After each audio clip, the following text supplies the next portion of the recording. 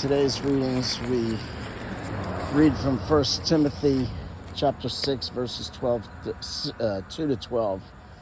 And we hear Paul say, teach the things we've taught, the things you've been taught by Jesus, the things you've been taught by the church, by us.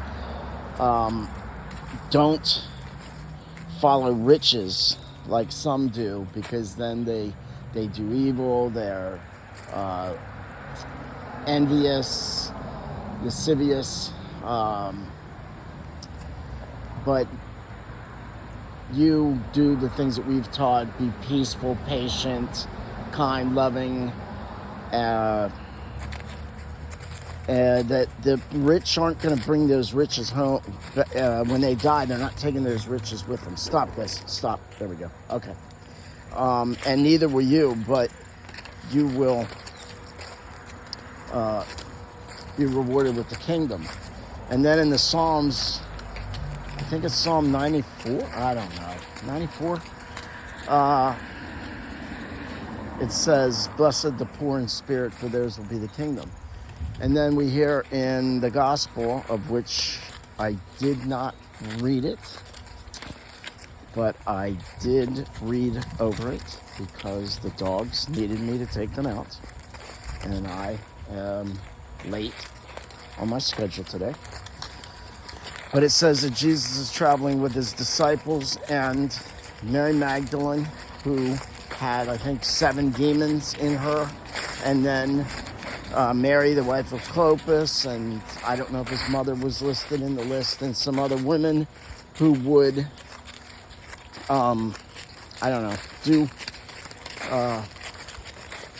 who would help to support their ministry. So I assume that they fed them and maybe knitted some linens which would be sold, which would allow them money for the poor, which would allow Jesus to preach. I don't know. So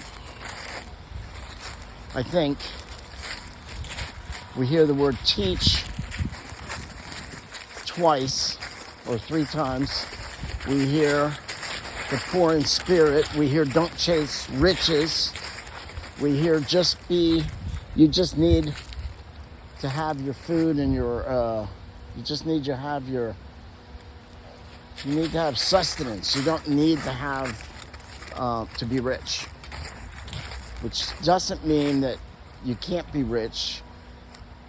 It just means that, well, certainly if you're rich, you ought to be generous, because your life is a blessing, and the fact that you're rich, God's watching you. Your every breath comes from God. So your every business deal, your every meal you have with your family, your time. Tobi, come. All these things come from God. They're dependent on God for your very breath. So my kids like to complain about, or one of them likes to complain about the rich. And I told them, if you're greedy, then what good is it? What's that thing? What good is it to have the whole world? So what if you're a billionaire for 100 years, and you'd probably only be a billionaire for 30 years once you're 40 years, or if you're somebody like who's Murdoch, he's 92, 70 years. If you're a billionaire for 70 years, but you were in hell for a gazillion and a half years, who's winning? If you're not generous, if you're not giving to the poor when you're that bloody rich, if you're not being uber generous, you've got everything you need. Anyway, how do you think God is going to judge you? So I try to say, spider web, spider web.